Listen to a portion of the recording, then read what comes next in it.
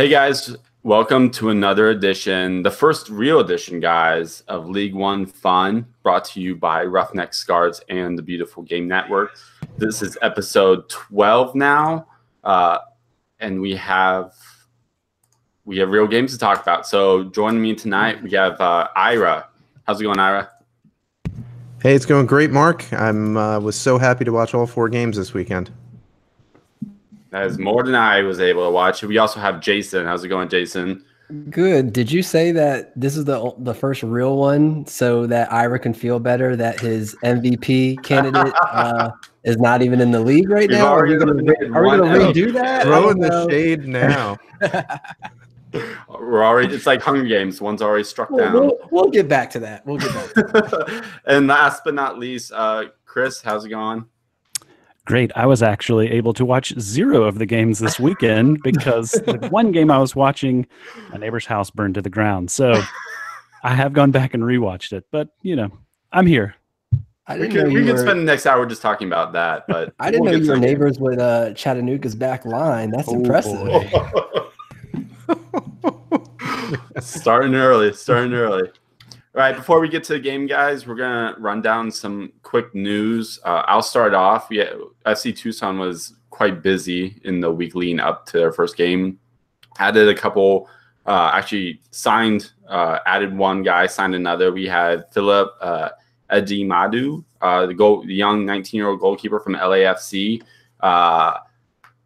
LAFC just really loves sending guys to Arizona, I think, guys. So he actually was announced, I believe, Friday last week and started the game Saturday for FC Tucson and did a decent job, but we'll talk about him later. They also signed Eti Tavares, formerly of the Tulsa Roughnecks. He also got game time on Saturday. So, I mean, who knows? Maybe they just saw holes in their team and decided to fill them up real quick. And then this week after their game, in between their first and second game, they've also added Devin Vega on loan from Phoenix Rising, their affiliate.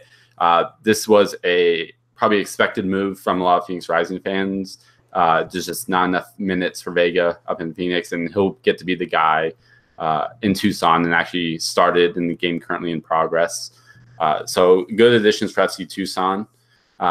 Hey, Mark, do you know, is Eji Madu, is he on loan for a specific period of time, or is because they don't have an affiliate agreement, right? Because their affiliate is obviously Phoenix Rising. So is this like a season loan, or did they say it's a 6-month loan? So I think it's a lot. It's like a lot of the other loans teams have been doing this year, where there's no specific amount of time. He can be recalled at any time, but he's also pretty far down the depth chart for LAFC. And so unless something drastic happens, I imagine he'll be spending a lot of time in Tucson. And Tucson, I think, because that's where he'll get that time. He wasn't going to get any time in Phoenix or even a team like Orange County. And so you want to finding a team that could give him those minutes. I mean, then again, the way Orange County's playing, maybe they need to think about it. Goalkeeper is not their real. That's true. Real issue. So unless he left back, maybe. Ira, do you want to talk about? It looks like the Kickers introduced a new app this week. Yeah, so the Kickers kind of moved into the app world where they're going to have players, they'll have their schedule, things like that. So a lot of the MLS teams have their own apps now as well. So it's kind of another way of engagement. It's going to be a way that you can you can go in there and find out information about the stadium, what's going on with parking, things like that. So it's basically another way just for additional community engagement. So it feels like, a big thing. But of course, is it a huge deal? Probably not. It feels like today everyone has an app for something, but it's, it's still a step in the right direction. And I suspect that you'll probably see some of that with some with some other teams as well. Sounds good. And one more piece of news I actually just saw. It's not on our notes, guys, but it looks like Greenville is going to introduce a player relatively soon. Chris, did you see that? I'm not sure that that's what that tweet meant. It said there's someone joining the Triumph team. They're British, but they're not taking up an international roster spot, which makes me think that it's probably not a player. I don't know for sure, but that's just my suspicion. Maybe a commentator. I think that's probably the case. And and actually, now that you say that, I am 100% sure that's what it is, because I know who is going to be doing the play-by-play. So that seems to be, I think that's a good call. I was hoping for a British mascot, but you can't win them all. I was hoping that's with a scarf. I was hoping it was going to be Paul Hollywood judging our food at the tailgate. So that's a really old dad joke there for you. Yeah, nice. Already in the dad jokes. Never too soon. All right, guys. So that wraps up the news. Let's get into some games. Why don't we? First game of USL League One history. We had South Georgia Tormenta FC 1, Greenville Triumph 0. We had the lone goal in the game in the 72nd minute by Alex Moriel. Jason, you were there. Tell us all about it. I was. So first and foremost, shout out to the whole Tormenta front office and the crew. They threw a great first game. Shout out to the residents coming out, selling out, over 3,500 people. The atmosphere was great. Starting the game by having a hot air balloon lift up 30, 40, 50 feet in the air and dropping the game ball down to a goalkeeper. Your league's not touching that as an intro to a game. I don't care. Tottenham wanted to have the little fireworks and light display. I've been to a Calvin Harris concert. That doesn't impress me. Hot air balloons dropping game balls, that impresses me. But it was a great atmosphere, and it's exactly what you think you would get from Statesboro and in that region. A lot of the college kids came out. They started getting rowdy, especially in the second half. So that was great to see. The VIP tent, fried mac and cheese, dessert buffet, unlimited cider and beer. Yes, that was great. And so it was a really fun day. And it was a fun atmosphere too, right? So you can have all of the, amenities, but it takes that crowd, that participation, the product on the field, and both of them showed up. So it was great. And as far as the gameplay goes, first half, you can tell I like calling it like tangoing. When you tango dance with somebody, someone needs to take the lead, and nobody really took the lead in their tango dance. So they just kind of followed each other. No one really wanted to make the first mistake. Alex Morel was everywhere, though, and that's something that you should definitely watch for. I've had multiple players come up to me from Tormenta and tell me, oh, yeah, you should have picked him as your Golden Boot winner, because anytime he gets the ball in the box, it's going in. And I can attest to that, because when he did score in the second half off the counter goal that Marco Micheletto did, which I think I said was probably going to be the spark that a team needed in a certain article, because he's great at countering. Before Alex even shot the ball, as soon as he got it in the box, 2 or 3 of the back line guys put their hands up in celebration, because they knew it was in before he even shot it. I think Greenville, though, great job organizing their defense. They stayed compact the whole game. They had a game plan, and they did it well. And Tyler Pollock was asked to do a lot, and he did it. He did it all. He did one-on-one defending. He came into the middle. He went up the sides, put in some crosses. Tyler Pollock was everywhere. And so I have to hand it off to Greenville. Have to hand it off to Dallas J as well, because for really organizing them, was very vocal, telling them where to go, telling them it's okay, give it back to me next time, I've got time. And I think because of that, you saw Tormenta had a trouble breaking them down, right? And that's why in the second half, Greenville really kind of put their foot on the pedal and had more of the possession. But I think overall, the thing that affected Greenville the most was they could not get the ball in the middle. Tormenta just clogged up that middle. Greenville played on the side all game, and anytime they put the ball in the middle, Tormenta was there to intercept it or clear it, to the point where Tormenta had, I think, 42 clearances, which is insane. I think that's 14 or 18 more than any other team did last week. So a great defensive effort on both teams, great atmosphere, and most importantly, of course, great empanadas. Definitely hit up that empanada truck that they have. Oh man, sounds good. So I actually got to see the goal as it happened. I turned the game on as soon as it happened, and it was a great goal. It was real quick. I mean, you blink and the goal was missed. Also, that save, I believe it was in the 86th minute. Yeah, game-winning save. That save was amazing for diving the wrong way and still being able to get a foot to it. I don't know how much he knew about it, but as a goalkeeper, I will say that Jara knew everything about it, put that foot out there, and it was the save of the week.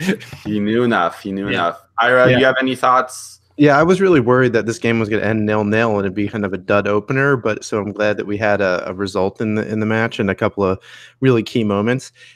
You could tell that there was a lot of jitters out there, right? It was actually the game with the lowest passing percentage by both teams of the weekend, and I think that was pretty telling. And one of the reasons why the first half in particular was super ugly, right? It just wasn't as pretty soccer as. Quite frankly, it got much better in the second half, and I think that it showed, and was ended up being a pretty entertaining game in the end. For sure, not a bad way to start off the league. So that was the lone Friday night game. Wait a second. Oh. We don't want to ask our other host what he thought of it. Okay. Hey. Okay. Oh, I heard that he didn't watch any games. So right, I bet he did it. I did watch this one. Unfortunately, man, such a heartbreaker. I mean, I feel like Greenville played well enough to at least get a point in that match, if not win it outright at times. One of the things I noticed, I feel like Greenville defensively was super, super strong. I think they really backed up my claim that they were going to be one of the strongest defensive teams in the league this year. I think I shared in our little group Twitter DM about the heat map, which I'm not a big heat map guy, but basically the entire 18 in front of Greenville's goal was almost completely not touched by the heat map. I think that says a lot about the back line. It says a lot about Dallas Jay's effort, but also even some of the attackers. The guy that I ultimately said was my man of the match was the first sub out of the game, but Sammy Gadiri, who was playing as a striker, came back and made some crazy good defensive plays for Greenville. Just was all over the field.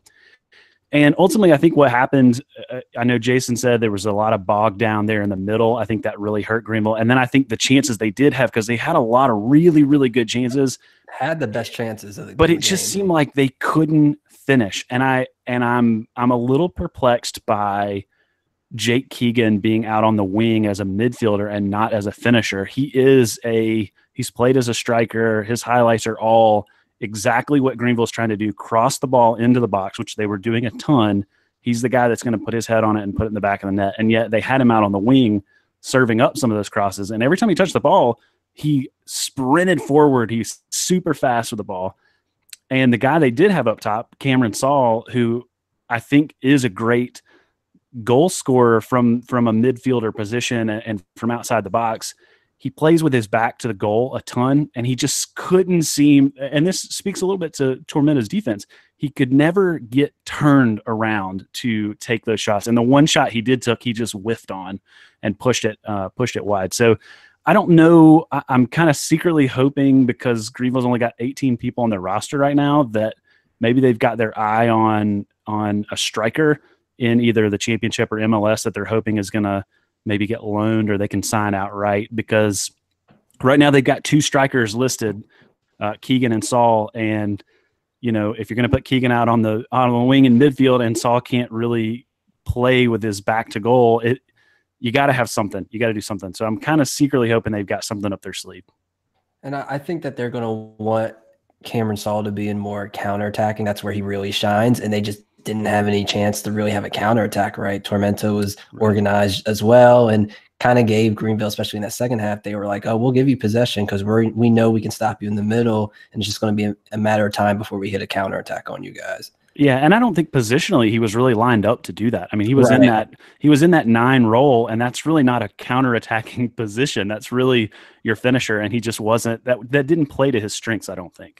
Yeah, his movement wasn't that good, right? Like I think he was tasked with staying very central instead of being told to drift wide, and maybe they'll make some tactical tweaks to put him in a better spot next time to kind of make runs in behind from the wings instead of trying to stay central, because it's hard to run in behind if you have a compact defense that you're playing against, and that's kind of how Tormenta played. So it wouldn't be surprised if they watch some tape and say, hey, here's what we can do better. Because remember, this was these guys, especially for these two teams, this was their first competitive match, and at the end of the day, you do opposition research by watching video, but you also watch your own team and say, hey, here's what you could have done better in that situation. So we'll see those tweaks this weekend. It'll be really interesting to see what tactical changes both teams make.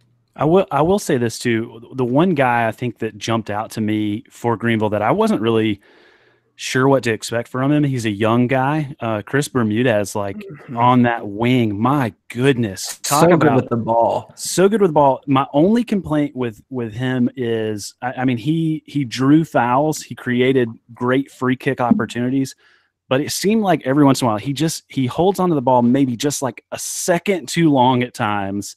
And I think that got him in a little bit of trouble. But I think he, as young as he is, he has potential to really develop this year. I think this is I think League One is a great spot for him to grow and really become. I think by the end of the season, you're going to be talking about a guy who, if he comes back next year, could be an MVP type player. Sounds good. And just to update you guys, Tucson just scored in the 55th minute of their game that they are currently playing with Tormenta. Looks like it was a free kick. What is that, Jason? You gotta let me know when there's spoiler alerts, okay? I'm watching the game after. I haven't tuned in. But do you want me to tell you who Jon Snow is also? Don't read the comments then. That too. Is he the one with the dragons? I don't. All right, moving on to our first game on the Saturday slate. Lansing Ignite 3, Richmond Kickers 2. You had goals from Robinson Moshoban of Lansing in the 19th, Xavier Gomez of Lansing in the 27th, Kevin Koifik of Lansing in the 49th, and then Richmond got their two back from Maxi Rodriguez in the 68th and Joe Gallardo in the 76th. Ira, do you want to break this one down? Yeah, it won't necessarily break everything down, but the Lansing press was pretty impressive. They were definitely a pressing team. They wanted to. They were okay giving Richmond the ball, and almost felt it felt to me like they were that they were more comfortable when they didn't have the ball than when they did have the ball at times. I also thought Kirk in goal was much more calm. I had never really seen him play, and I thought he was really good. He had, was calm with his feet. He was decent at distribution. And, if you look at that first Lansing goal, there was some really good movement, and Lansing got a lot of people forward in their press, and really one of the reasons why they scored that particular one. The second goal also was totally forced by pressure, and was. I think if the issue I think Lansing had in the end, and the reason why they didn't win by multiple goals, was basically you can't press for 90 minutes, and that's what they were doing. So you can press for 60 or 70 minutes, but as soon as you get up to at the hour mark and past that, when you've just been running and running and running, they kind of ran out of gas. And when they did that, they allowed Richmond to press a little bit more numbers forward, and that certainly forced the first goal. I think the second goal was, I think, a soft penalty. I'm not 100% sure what was called, and it was, there might have been something there, and there was two or three things that I think you could have called as a referee. I've certainly called, similar things for potential fouls in the box or I've called things similar myself in U23 and U18 games, but it was hard to see from the camera angles that they had. So if there was a camera angle maybe from the reverse angle than what we saw, I think maybe you would have seen something that was a little bit more obvious for the penalty. But good on Richmond, I think, to not give up and to keep pressing. And the other thing I'd say about Richmond is they were missing some of their key players. So they were missing Troyer, they were missing Scotty Thompson. So they were missing some of their key defensive players. And I think once those guys are back, and those guys will probably be pretty important parts of that defense, and maybe you'll see the Richmond defense a little bit more. So hey, spoiler alert here. by the way. Spoiler alert. My goodness, this game. Tormenta equalized. No, they took the lead. They took the lead. Oh, took the lead? Yeah. Oh, wow. I missed that one. Oh, twice. Okay. Wow. Okay. You're good, Jason. All right. Jason, any thoughts on Lansing Richmond? Yeah. So one, I will say, I bet you Coach Nate Miller's listening to this and hearing you can't press a whole game and going, all right, challenge accepted. Hold my beer. I think a big thing. Hey, I'm a Red Bull supporter, so I know 100% that you know what it's like to be up 3-0 in the 70th minute, and then the guys just run out of gas. So does Lansing. Woo! The spiciness, yeah. I'm pretty sure when that second goal went in for Richmond, everyone in Lansing just was like, do I want to finish this game? Do I just want to turn this off and maybe watch the highlights later? One thing that surprised me with Lansing, though, is when you look at that first goal, for instance, they were kind of inviting Richmond in with numbers, right? They drew in 5 people, brought them to the side, and then Kevin Koyfik, who played an amazing game, hit that ball crossfield 60 yards on a dime. And when you have Mushabani or Steve St. Duke one-on-one, it's over. Like you need a head start to keep up with them. So, and that's what he was doing. And that's what he did. He was like 6 for 7 in his long balls. It was crazy. And I thought that was an interesting tactic. And I like that idea and just almost like absorbing the pressure. And I'm curious to see what that's like when they play teams who also have high presses, because if they can connect on those long passes and get those wingers one-on-one, then yeah, that's bread and butter. That's too dangerous. So I did like that. I think like in the second goal that they scored, I think it was the second goal, all Nick Moon applying that pressure, turning over the ball, like we were talking all off season, someone that's listed as a forward that can play right back or left back, anywhere. And it shows, right? That's what they needed. They needed that athleticism, that versatility, and it gets them a goal. I did like Richmond in the second half. They did a lot better with their possession. You can see what they want to do. I think that Fitzgerald, he was just in a tough situation because he just faced so much, right? You can only have the ball for so long before you start facing 2 or 3 guys in your face. So I thought that in the second half he did really well. And then when they started pressing more, it actually caused the miscue for Lansing. So I think with Richmond, like you said, with between injuries and communication, they'll get it together. And I do think that this is, you can get some notes from them, but I'm excited to see this weekend to kind of really tell how that defense shape is going to look in that possession. And shout out to your piece on BG Unwritten, by the way, where you note that communication was a thing for a lot of these goals this weekend. 100%. Yeah, it was. We had a lot of goals, but we had a lot of easy goals. It was goalkeepers not yelling out to clear it or that they were going to get it. It was bad communication from set pieces. And you can look at that Lansing third goal in the set piece. I mean, Koyfik was just wide open, right? And it's not even him. You can go back and look. Almost every Lansing player was not really contested it in front of their player in the box. That ball could have went anywhere and anyone would have had a shot at goal with it. And so that's just like you said, with injuries and different people subbing in now, it's just going to take time to get that communication. But as far as like the bad back passes and games we'll talk about, that can't happen. And that was a trend that we saw. And I think that was the worst part of the first week. Probably not too surprising though, right? I would say so. I mean, we'll talk about the North Texas Chattanooga game, but when you have a back line that's pretty much made up of USL Championship guys and guys who have played almost 100 games in USL Championship, you should not have bad communication between them, right? They're veterans, they know. So even if they aren't used to each other as far as timing, you should never have a bad communication between, you don't know whether or not the goalkeeper is coming up. Simple as that. Yeah, and I know you talk about that third Lansing goal, but even the first 2 that were in the run of play, like I know Richmond had some injuries on that back line, but man, it just seemed like I think it might have been the first goal that Lansing scored. They passed it inside the box probably 2 or 3 times before they took the shot, and it was like, man, you can't let that happen. Like that's just, and I that is why to me, and I know I'm not trying to get too far ahead. We'll talk about it in a little bit, but that's why I'm really excited about the Lansing Greenville game.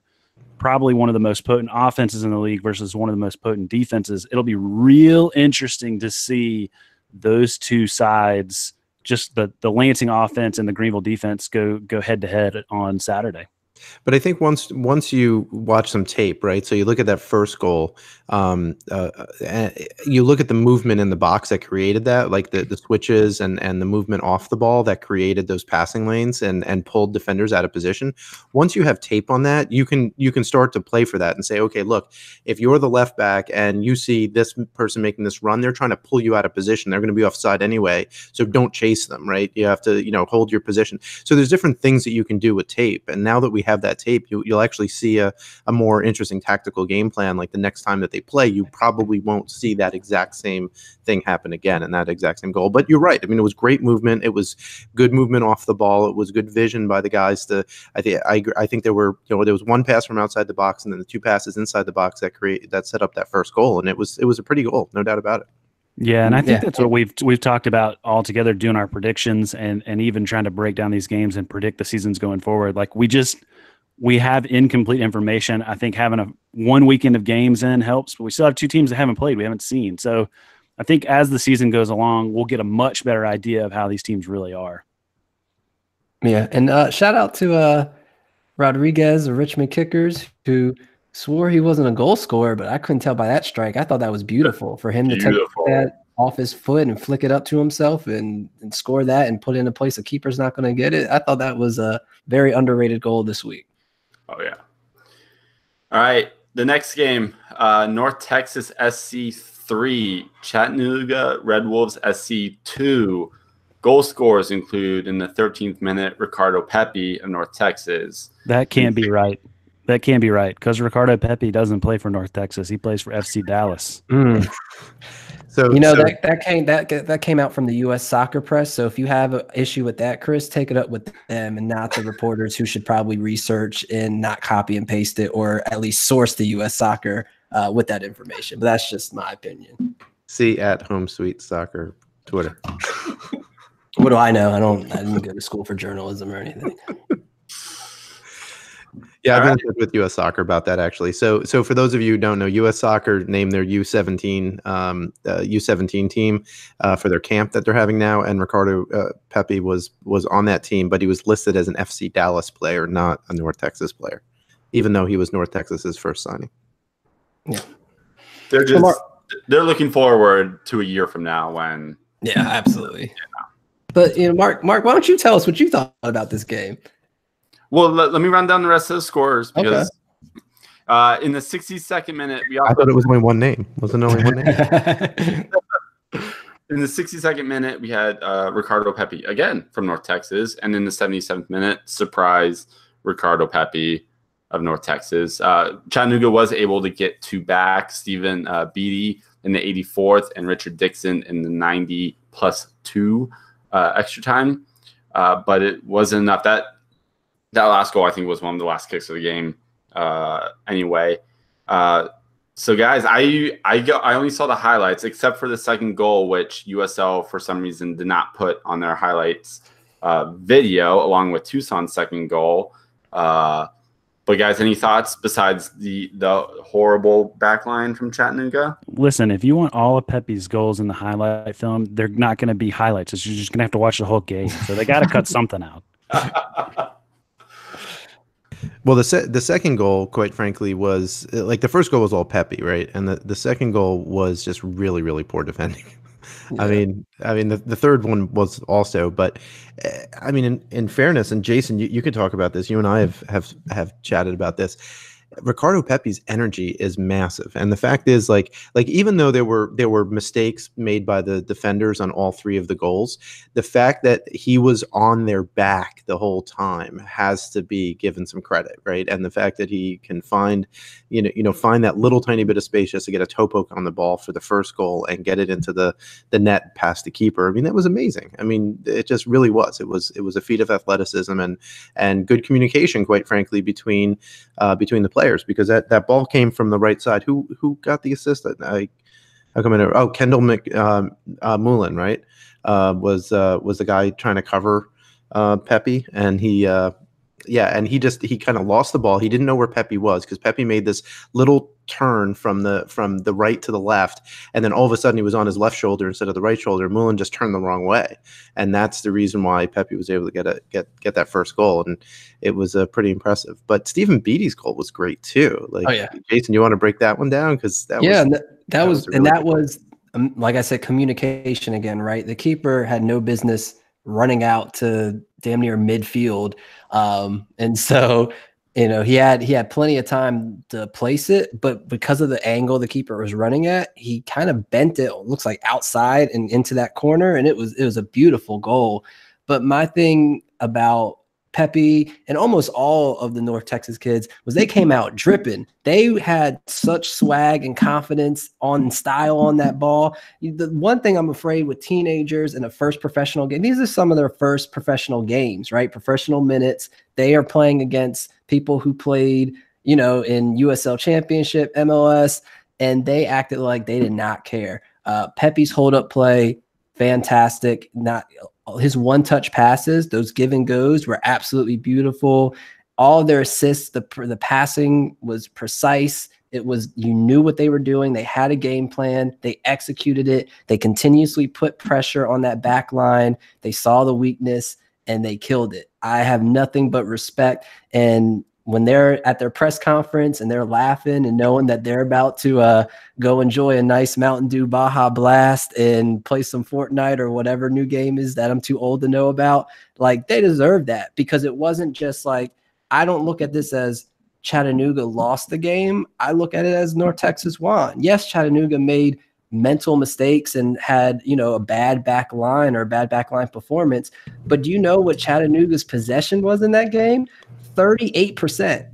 Explain to me how you're going to win a game at 38% if you're not a counterattacking team. And I don't think Chattanooga's a counterattacking team. That's not what they were showing that they were trying to do. So no, I think that was a very well done performance from North Texas. At the end, you can tell that they were tired, and especially that last goal, nobody was around to receive that long ball. He was by himself for about 18 yards, so it was easy for him to go up and put it in. But yeah, I think overall, if I'm a 16-year-old kid and that was my first ever professional game, yeah, I'm popping some Shirley Temples or whatever they're drinking and celebrating, because they put a well-rounded, great game on.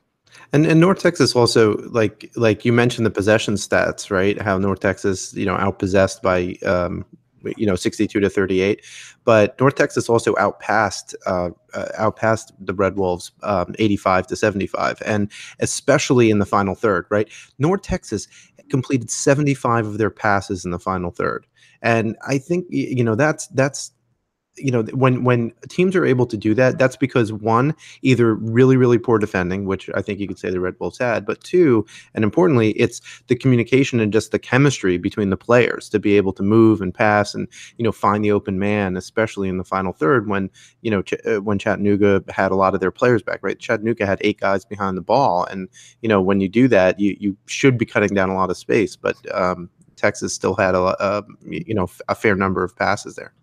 And believe the hype, y'all. The Gambian Pogba, Alfousseni Jada, named one of the players of the week, was great. He was that pivot that would come back to start the attacks, would get the ball, have precise passing, was physical. There was guys trying to knock him off so that they can get the ball and counter. Wasn't happening. I thought he played a very great game. This is definitely a player I'm excited to watch all season, and I don't think that he's going to be in this league next season. I think another team in USL Championship or somebody is definitely going to try to buy his loan deal. Oh, man. And also, one more note on that game. North Texas, the attendance was at 2,100, which I was surprised at. You didn't have any fans on the side that the camera could see. And the weather, from what I heard, wasn't great, but it's good to see, at least for the first game, North Texas get a crowd, especially FC Dallas season ticket holders get tickets for free, so you might as well use them. And I did a guest appearance on the Uncle Sam podcast, and Armand was there at the game and said that they were doing a FC Dallas watch party, I believe, inside, and the weather was bad anyway, so a lot of the people stayed inside and watched the game from inside instead of being outside in the cold and all that good stuff. So that's why on camera it doesn't look like anybody's there, which of course in 2,000 people in a 20,000 seat stadium, it might look empty anyway. But yeah, so that's where most of the people probably were. Hey, Chris, any thoughts on this game? Ricardo Pepi. That's all I got to say about that. The amazing part is, so like we said, Ricardo Pepi gets called up, right? And let's say he's just a phenomenon, gets to go play, World Cup or whatever, right? Qualifyings. They bring down Jesus Ferreira or somebody and just plug him in and nothing changes. It's just like, I don't know, man. If North Texas, I want to see their defense challenged. It looked a little iffy in the last 20 minutes, but I want to see their defense challenged, because if their defense can hold it together, that's really the dark horse team in this league. Yeah. Do you want to know something? Sorry, Chris, go ahead.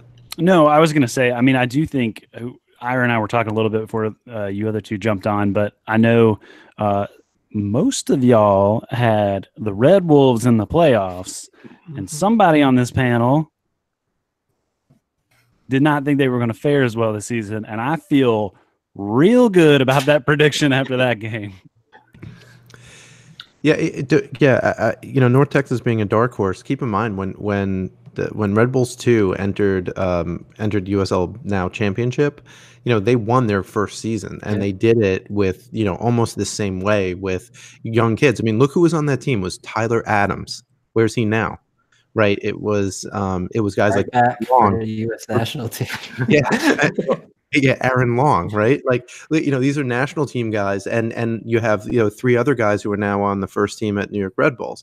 So and then actually a couple of those players play in the USL League One now, right? Like Kevin Politz, he was he played a bit part back then, but if memory serves. But anyway, there's definitely a I would not count North Texas out if they can keep up, especially home games, right? If they can win all their home games like this, then, that should be enough to get them into the playoffs. Sounds good. And we'll move on to the last game of week number 1 in USL League One. We had SC Tucson 3, Orlando City B 1.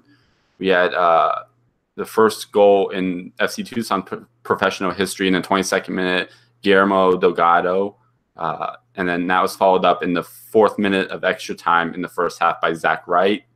Delgado scored again for Tucson in the 54th, and then Christopher Osiwusu brought one back for OCB in the 56th, and that ends the score. And we also had the first red card in League One history in the 45th minute from Mendoza of OCB. It was one of the easiest calls I've ever seen. We all agree that's a red card, right? Yeah. Oh, yeah. 100%. And a dumb red card at that, just based on the position on the field. He was right next to the sideline. Like, he was going back away from goal. You have no reason to slide in like that. This was the only game I was able to watch fully, but I'll let you guys go first. What were your thoughts with FC Tucson in Orlando?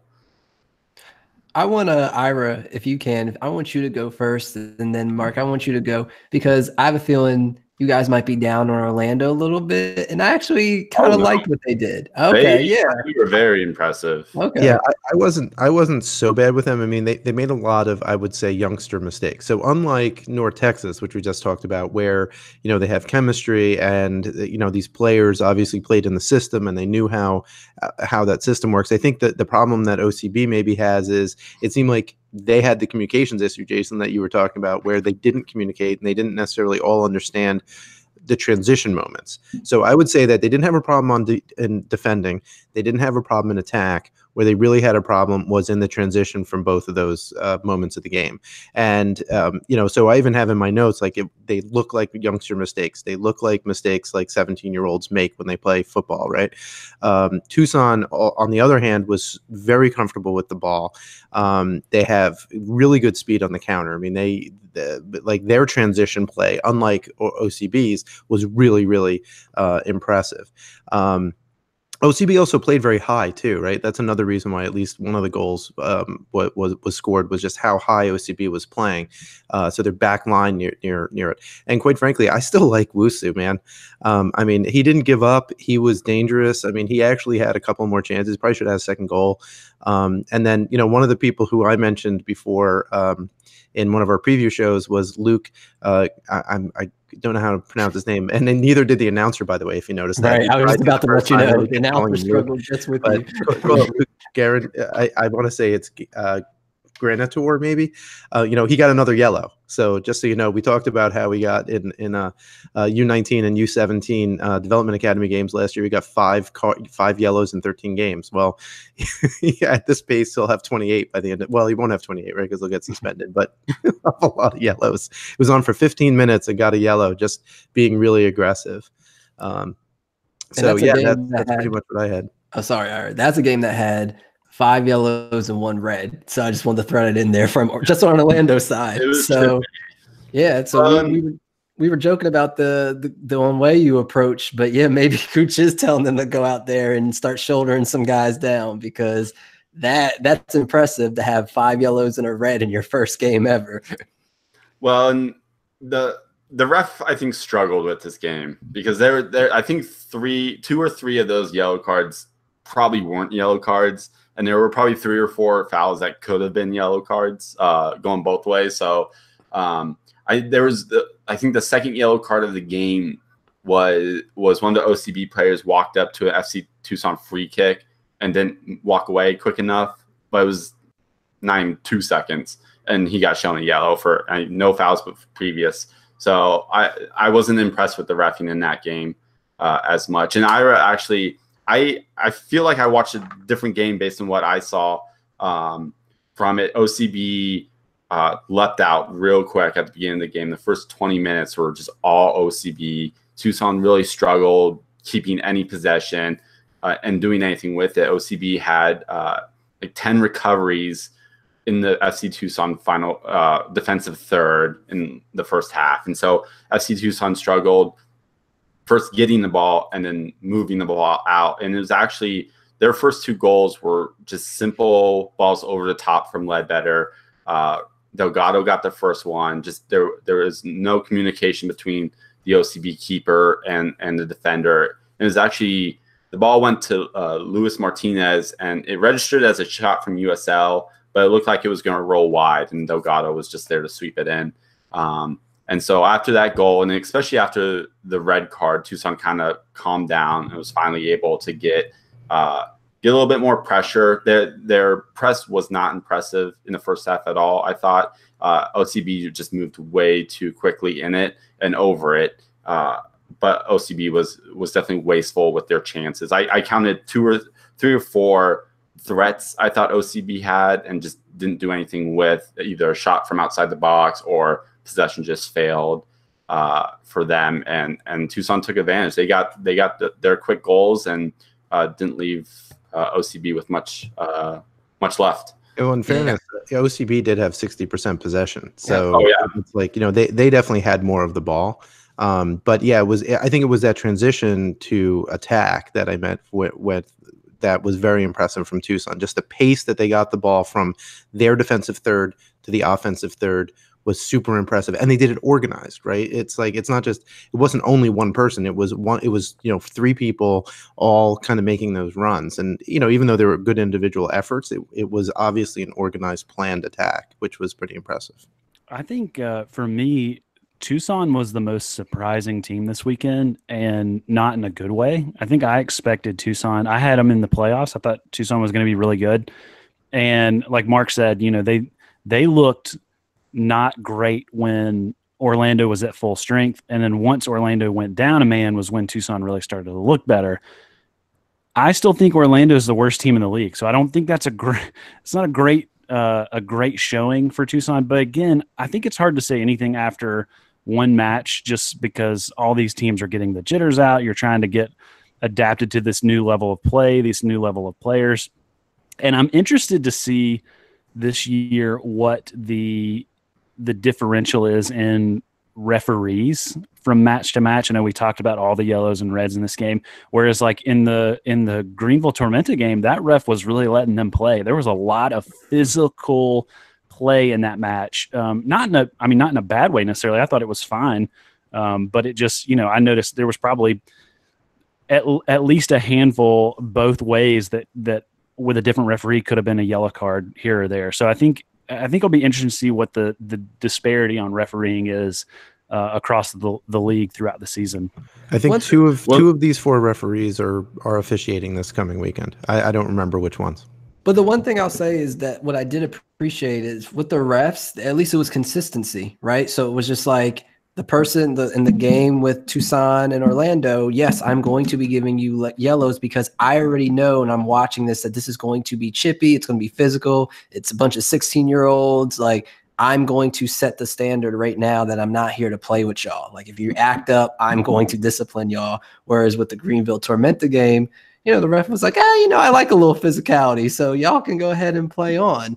But just to add, I literally have in my notes that Tucson press will not work against Lansing. They face teams that are fast. They are going to get destroyed with that press. They have to work on that. There was in the 28th minute, the press that Orlando put on Tucson resulted in a bad back pass with a one-on-one with, I think, Mike could be a penalty. That would be my first instant replay thing to where, maybe we go back and look at that. But, regardless of the call, that should never have happened. Mm-hmm. You can't do that. And so when I watch the Tormenta game that y'all are not going to spoil for me because you're great friends, I'm curious to see what their press looks like against Tormenta and how they've improved on it.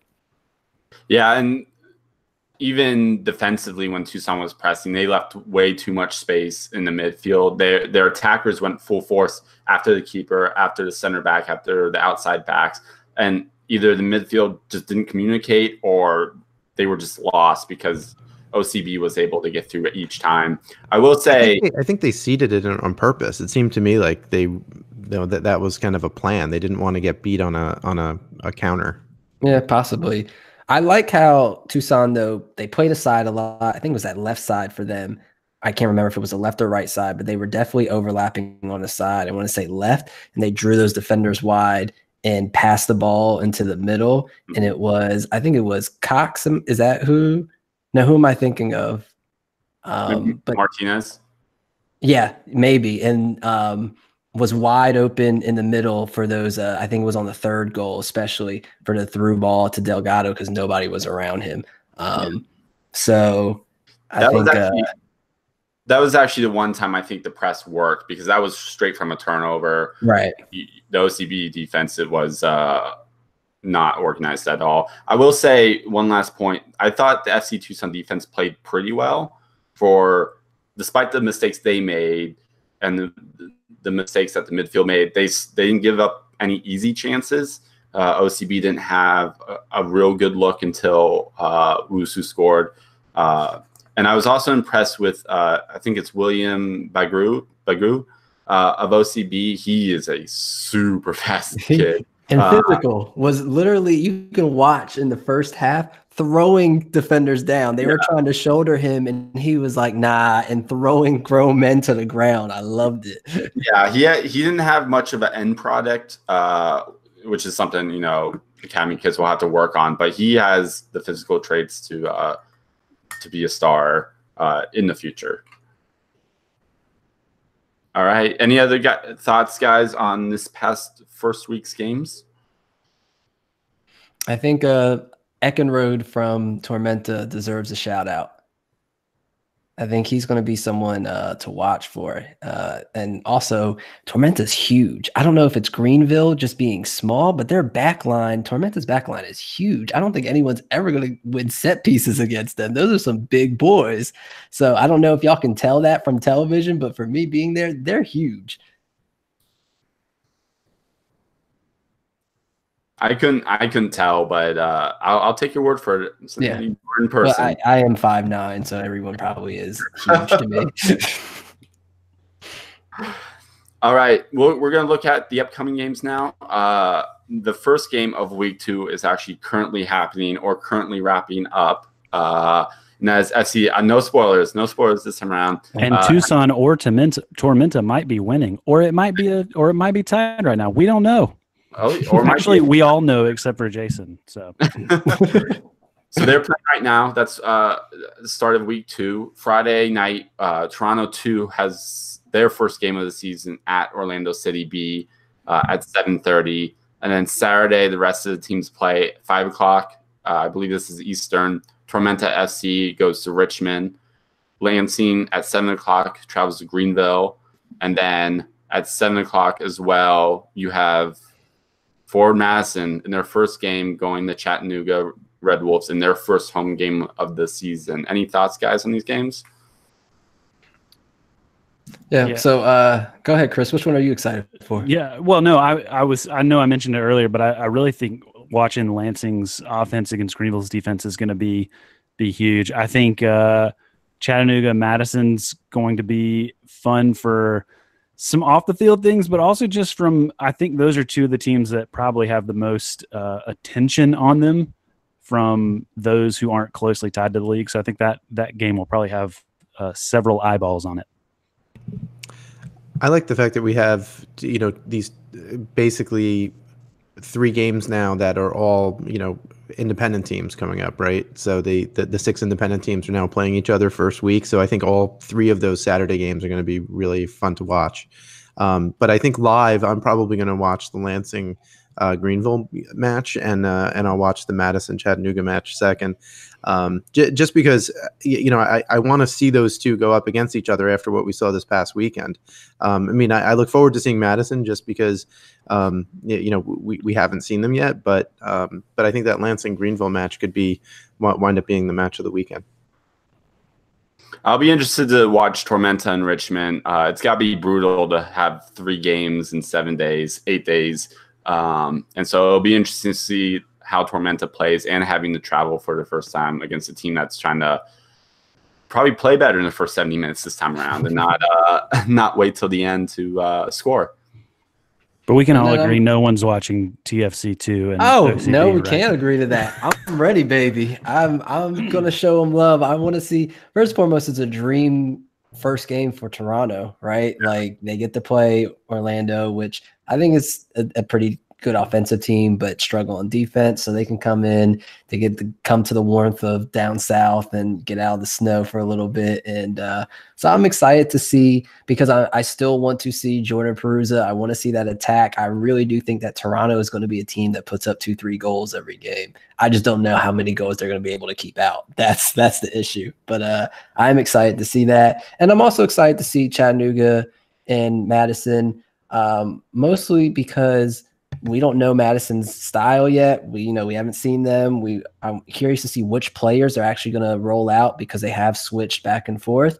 And then I do think that the advantage that Chattanooga has this week is on those transitions. If they can start crossing in some balls to Zaid, I think that's going to be important, because right now Madison hasn't had the experience and chemistry to really work on that. And if you put the ball anywhere within 5 feet of him, he's going to score. That's what he does. So I think Chattanooga, it'll be a good bounce back game for them. It's a perfect situation to play at home for a team that hasn't played yet. Yeah, and I don't know if you guys saw, we missed this in the news earlier, but Forward Madison officially got, I think, 4 guys on loan from Minnesota United. So Mason Toy will be should be there. Probably will be a starter. In the first game. I might take back everything I say. I don't know. I have to think about it. All right, guys. So we're gonna end with some fan questions. We've got, I think, 3 or 4. The first from Weston Shelton. Shout out Weston. Off this small sample size so far, how far off was the level of play from USL Championship this weekend in you guys' eyes? So I'll answer that, because I actually, that was one of my things to watch in previewing the first weekend of matches. I thought, is this league going to be closer to USL Championship, or is it going to be closer to like a League 2 NPSL side? And honestly, like, I was thoroughly impressed. I think some of the teams in League 1 could probably finish close to mid-table in USL Championship. I mean, there's some really solid players and some really solid teams in this league. Obviously, top to bottom, it's going to vary, just because you got some teams that are focused on completely different things than trying to be super, super competitive. But I was thoroughly impressed. So I look at it as, okay, you watch League One's first week, the biggest problem, communication to the back line. So for neutrals that look, they're like, wow, these are some terrible back lines that are going on. But I think that's going to get better. And then you look at USL Championship, who has a 16-year-old goalkeeper as their player of the week, has an 18-year-old goalkeeper as the best goalkeeper so far, and a 17-year-old goalkeeper who just got called up and saved the day for Orange County. And so I think that with both leagues, it's exciting. It's that it is that overlap where I think USL Championship right now is playing better defense, but that's also because they've had more time and chemistry. But then you can flip that and say that League One definitely has a better finishing, because if you go back and watch that Tacoma Sacramento game that happened on Monday, and you watch Sacramento literally kick the ball into his own face with an open net in front of him, then you might be confused which league you're actually watching. So I do agree. I think there is going to be some overlap. I do think that I would have no problem putting a team like Lansing in USL Championship and having confidence that they can take down a good amount of those teams. It should make for really fun U.S. Open Cup runs for some of these League One teams. I think you're going to see at least one team. I can't remember whose prediction that was, but one team make a decent little run into Open Cup. That was mine. Yeah.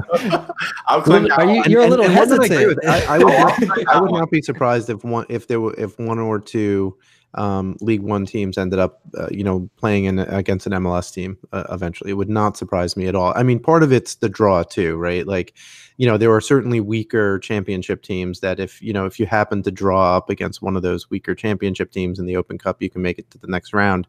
And it depends on how much rotation that they want to do at the time too, right? Like if you wind up with, like, one of the things I think with championship teams and League One teams as well, I think League One teams at this point will probably want to, make sure that they get past whatever League Two teams that they're going to play in the Open Cup. But so they'll play their first teams there. Then the question is, what do you do when you get to you play a championship side? I think if you're at home, especially, you play your first team.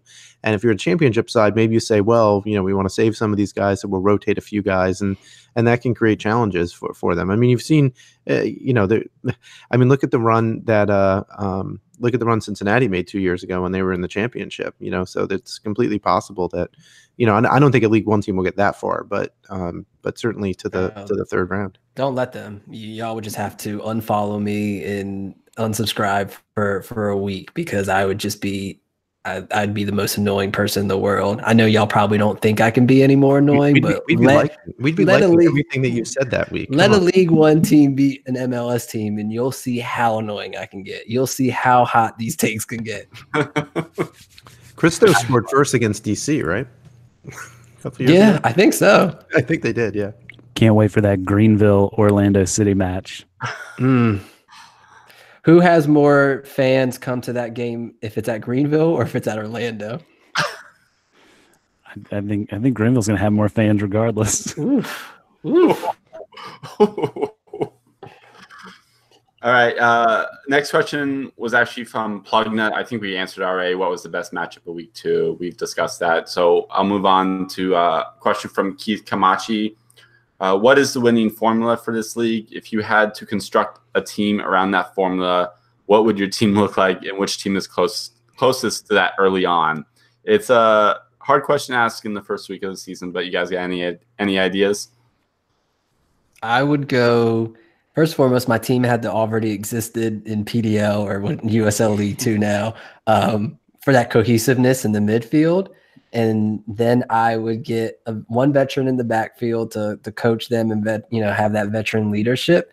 And then I'm bringing in my star player as my striker. So whether that's going to be the Alex Morel, the Mason Toye, the Ricardo Pepe, that's going to be the star player, because in this league, I think because of the back lines and because of the rotation, and a lot of these people have not played this many games ever before in their life. I think that's going to be the weak spot in this league. So you need a person to take advantage of that. And the reason my team is going to beat Jason's team is because I'm pouring all my resources into that back line, to the goalkeeper. And then I want to have a strong spine. I want to have a couple really strong central midfielders and a finisher up top who can really put it in the back of the net. I think if you can get that back line cemented, because there are so many really porous back lines in the league right now, that if you can keep goals out, like it's not going to take a ton to score. So I think if you build a solid defensive back line, I think you can really do well in the league. Wow, if only there was a game that's already happened to where a cohesive team from League Two played a team that focuses on defense. If only there was a game that had happened, we would know how that would turn out. We don't have a finisher, so that's my point. You got to have a finisher. Ira, any thoughts? Yeah, I don't know if there's any one really. So I'm going to cop out here a little bit and say, at this point, ultimately you want to build a team that has a style, and you want to get players that fit that style, whether that style is possession or counterattacking or high pressing. Like, you just need those players that fit that style. And I think some of the teams already have it. It's just that they haven't necessarily proved it yet. And we're 1 week in, but I would say you do look at the North Texas, you do look at the Greenville and Lansing. Like, I think that they have systems that I can identify. Now, are they perfected yet? No, but we're 1 game into the season. But I do think that they have noticeable styles that, as long as they continue to play those styles and have players that understand the roles within those systems, that they'll do well. So I don't think it's much different than any other league. I don't think this is like, some league, like if you go to the Netherlands, it was all about pressing 5 years ago. It's not like that. It's not just, not everyone presses, and that's what you have to do to win. And I actually agree with Chris. I'm going to build a strong back line, a strong central midfield, and then focus on speed on the wings and focus on counterattacking the hell out of any team I run across. I think that works in most leagues, and especially this one with the skill some of these attackers have, but also, like Chris said, the holes in the defense. You need that solid back line to finish top in the league. We're gonna go on. This is actually our last question from Brad Bates. Guys, who would you have in your team of the week for the first week of League One? Maybe specifically someone who didn't make the official league team of the week. So I talked about it earlier. My guy, Kevin Koyfik, killed it. Was really surprised that Lansing wanted to absorb pressure and draw in all those people. And for that to work, you got to be accurate on the long balls. That's exactly what he did.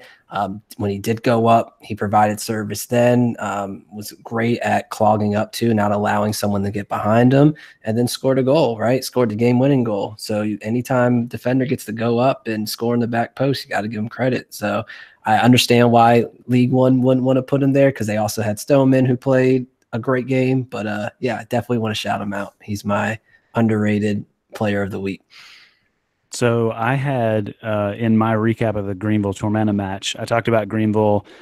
The guy I probably would have put on the team of the week would have been Kevin Politz. He actually wound up making the team of the week, but I didn't make him my man of the match because he had such a big whiff on the goal. Like he was playing so high up, and I mean just bit real hard, and was really the start of the lone goal in the match. So I couldn't make him my man of the match. But I mentioned him earlier, Sammy Gadiri. He was listed on one side as like up top in the top 2, but he was also listed from Greenville's starting lineup as in the midfield in the 10 role. I think that's more where he was playing. But man, he was creating chances up top. He was taking shots, and he was running all the way back and making goal-saving tackles on defense. I think he was just really impressive to me. A guy that I didn't necessarily have like high on my radar for Greenville this season, but he really impressed me in that match. Ira, any thoughts on who was overlooked? Yeah, I think, and mainly because I think they kind of lost, and he looked ineffective in the first half of the game. But for Chattanooga, Ayman Zayed, he got the assist on Beatty's goal. He did a good job holding up play. He had good movement, but no one ever found him. And I think that was one of the challenges that Chattanooga had was, they didn't have great possession going forward, and getting those balls up to him to either hold up or get a good look on goal. So I'd like to see him in a couple more games and see how see if they can kind of fix those problems. And I think he'll be a key for them in hold up play. All right, and I had Osiwusu from OCB. Got the goal and didn't have a whole lot of other tangible stats you could really point to, but he was a threat all game for OCB. He got behind Tucson's back line a couple of times, even dribbled through it, and felt like the one real threat OCB had throughout that game. And on another night, he maybe finishes 2 or 3 of those chances that OCB had, and the scoreline changes. So, guys, that wraps it up. Ira, Chris, Jason, any other thoughts from the first week of USL League One? If we want to do a quick check-in, we had predictions. If we want to do a quick check-in on, our MVP candidates, Mark, I think you had Steve St. Duke, right? I did. Okay, he had an assist. That was good. Chris, who did you have? I had Ricardo Gomez with Tormenta. Yeah. 86% passing in his opponent's half, 5 duels won, only 1 lost, 5 of 7 long balls. I'd say that's a really solid game. And I had Xavier Gomez, who offensively was probably Lansing's best player, had a goal and assist, some great free kicks. And Ira's player, let's see my notes here. If you're listening, listening on the podcast, you see my head dropping, and I'm hiding myself right now from the camera. But everybody, Ira's pick might have had the best week ever. Malshi Perez of FC Tucson, or I should say formerly of FC Tucson, because he's recently switched his insurance to Geico and has saved a bunch of money on his car insurance. So shout out to Perez and shout out to Ira for the fantastic MVP pick. In fairness, I don't think I was the only person who thought that he'd be important to that team this year. But yeah, it doesn't look like I'll be getting that prediction point. No, it does not. No. All right, guys. To all of you watching on YouTube, thanks for joining us this week for episode 12. I also want to thank Beautiful Game Network for hosting us. Check out bgn.fm for a plethora of podcasts of USL and USL League One, and also MLS. And check out BGN Written as well. Ira and Jason have had articles this week, right, guys, about USL League One and USL Championship. I also want to thank our sponsor, Roughneck Scarves. Roughneck Scarves is the official scarf supplier of MLS, USL, and US Soccer. You can get scarves from those leagues or even your own custom scarves for your group or team at roughneckscarves.com. Until next week, guys, we'll see you later.